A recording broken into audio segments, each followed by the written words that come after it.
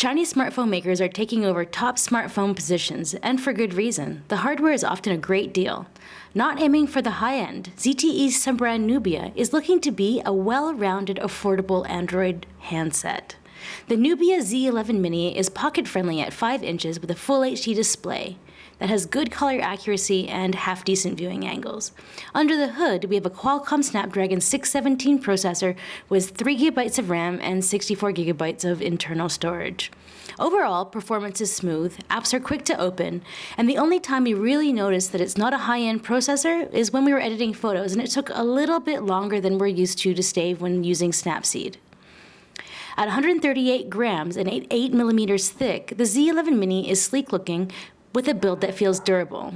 Certain design elements feel like they've been pulled from other handsets, but I'm not bothered since I do think the Z11 Mini stands on its own with a red halo sitting at the focal point of navigation. With traditional Android hardware navigation buttons, the Z11 Mini brings some surprisingly useful edge gestures to the table.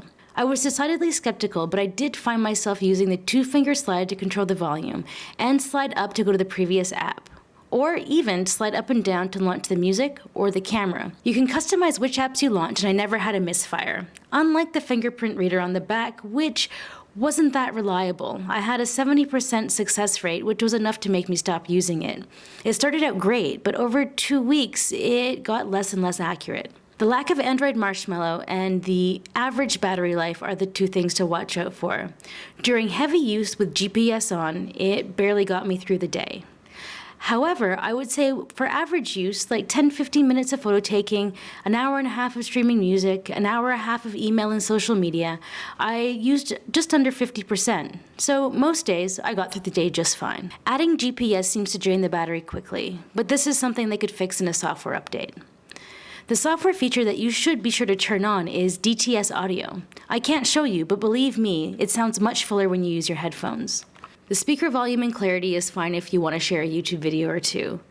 And it's also future-proof, using USB Type-C, which is reversible, a dual SIM card slot where you can use one for expandable storage with an SD card slot, and the camera is pretty good.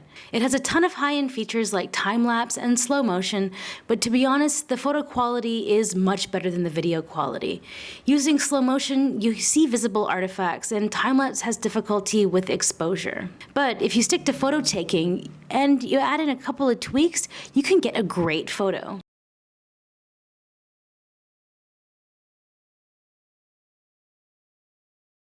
The front-facing camera also takes a pretty good selfie, but when you add a few drinks into the mix, you can see that it's difficult to get everyone in focus. Beautify is pretty natural, though you'll want to keep it towards the middle and low one, or you'll look like a China doll.